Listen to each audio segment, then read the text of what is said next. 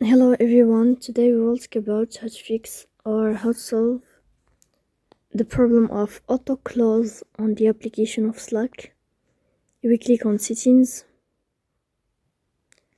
In this page you can click on apps, default apps, app settings.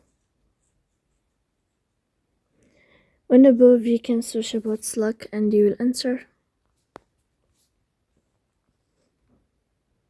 Then you can click on first stop and you can click OK. After that you'll enter to the window of storage. Here you can click clear cache. In the end you can turn on your airplane mode and you can turn off your airplane mode again.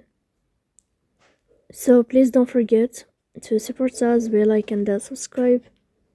See you next time in another video, and thank you for your attention and your watching.